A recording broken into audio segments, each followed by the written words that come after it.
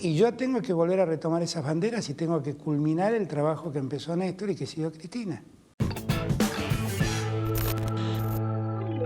Y obra y el legado de Néstor Kirchner, y yo pensaba, te dejaron la vara alta, ¿no? ¿Cómo haces ahora? Sí, porque... Y bueno, ahora hay que hacer como dice Néstor, ¿no? Hay que apechugar y meterle y trabajar para levantar lo que nos dejaron, el lugar donde nos dejaron, mejor dicho. Y donde además la pandemia se ocupó de hacernos las más difícil. Así que yo, de verdad, con las ganas de siempre, la vocación de siempre, recién escuchaba a Agustín reivindicar el concepto de militante, y yo básicamente me siento un militante, que en este momento le ha tocado cumplir esta función. Somos parte de un proyecto común, y bueno, esta es la función que me ha tocado, y lo hago con mucha dedicación, con mucha convicción, con mucha garra, con mucha fuerza. Y es cierto que me dejaron la vara muy alta, porque todos tienden a ver cómo viene la sucesión de Néstor, Cristina y ahora Alberto. Bueno, tengo dos expresidentes delante mío del mismo espacio, que uno fue mi amigo y mi último jefe político, siempre digo lo mismo, y Cristina, con sus 8 años, la verdad es que me exigen mucho. Pero bueno, de esto se trata, hay que hacerle frente. Comíamos con Agustín el mediodía y la verdad lo único que pensamos es en hacerle frente. Somos peronistas por eso, ¿no? Sabemos que llegamos para ponerle el pecho a las dificultades y para siempre recordar que venimos a representar a los que más necesitan, a los más postergados. Sabemos que hay muchos argentinos que no la están pasando bien y es por ellos que tenemos que trabajar denodadamente. Así que lo hacemos con alegría, con mucha convicción, con toda la fuerza que la militancia nos ha dado. Alberto, ¿qué es lo que más extrañas de Néstor Kirchner? Sobre todo en épocas turbulentas. ¿No necesitaste para pedirle un consejo en este último tiempo? No, las charlas con Néstor.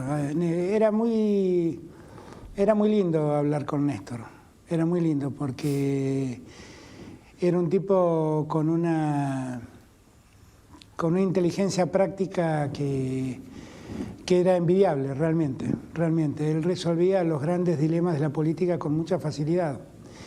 Y la verdad me encantaría poder ahora hablar con él y decirle qué te parece, para dónde vamos en este lado, cómo le entramos a este problema. En verdad eso lo extraño muchísimo, lo extraño mucho. Era enriquecedor para mí. Yo igual me siento un privilegiado porque durante los años en que Néstor fui presidente, cada día de su presidencia estuve a su lado y mi despacho al lado de él eran 2 despachos permanentemente comunicados. Y la verdad es que aprendí mucho con él, de él. Y siempre, hoy lo dije en mi discurso, ¿no? Siempre que me enfrento a dilemas en los que te pone el poder, me pregunto qué haría Néstor.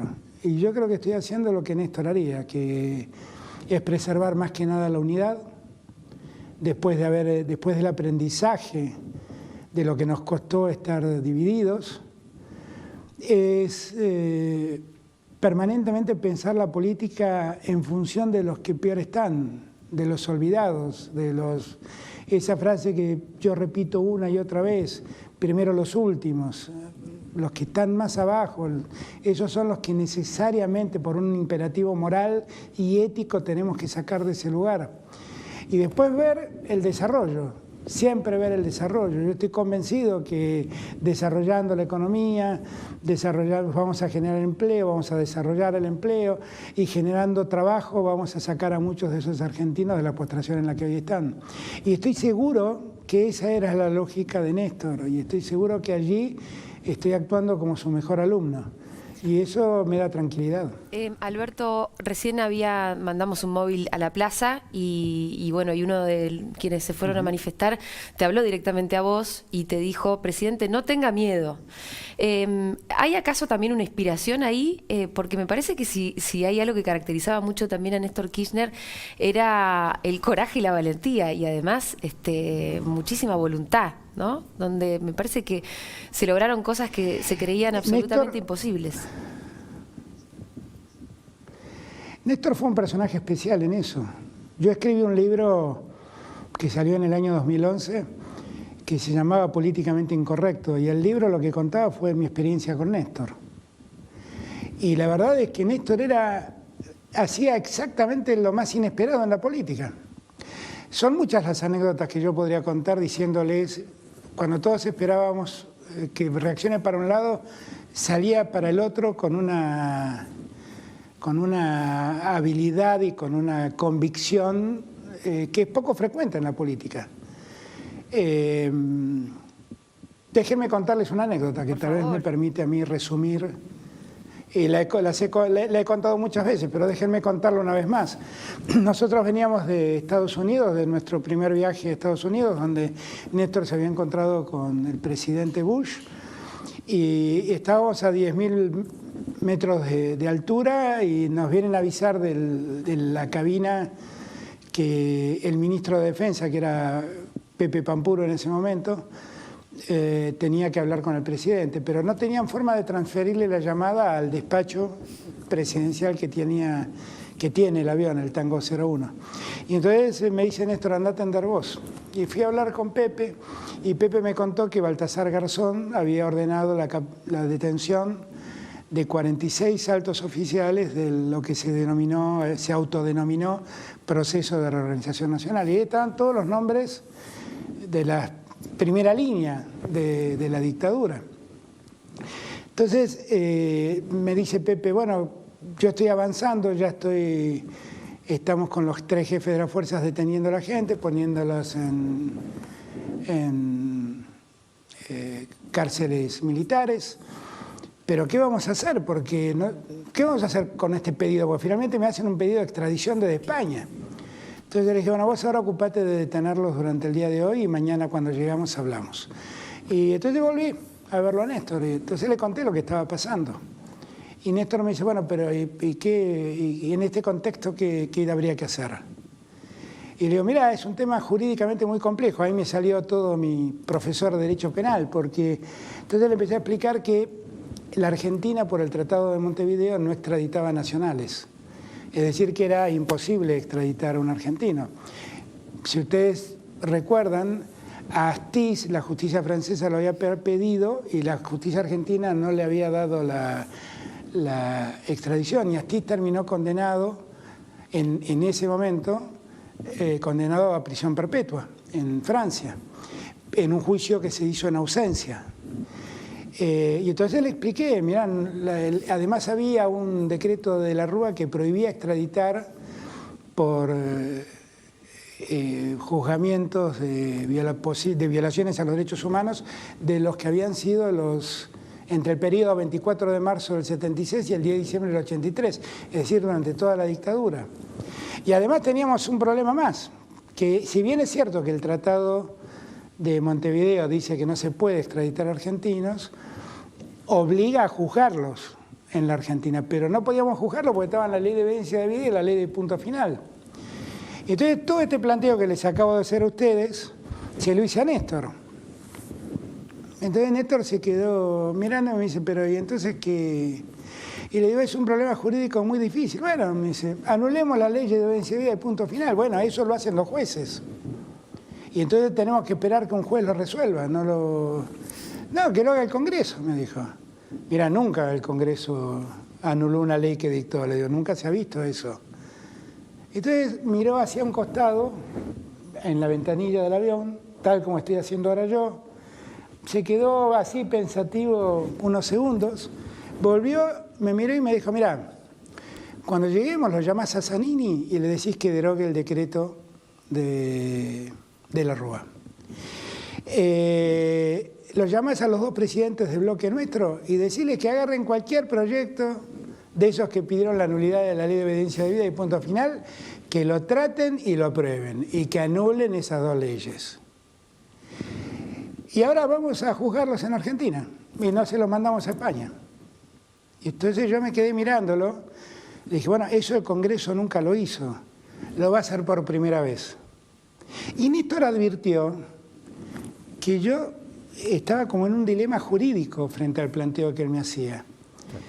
Y me dijo, quédate tranquilo, Alberto, probamos con el perdón, hablaba de los indultos de Menem, y no nos fue bien. Probamos con el olvido, hablaba de la Ley de Obediencia Debida y punto final, y nos fue mal.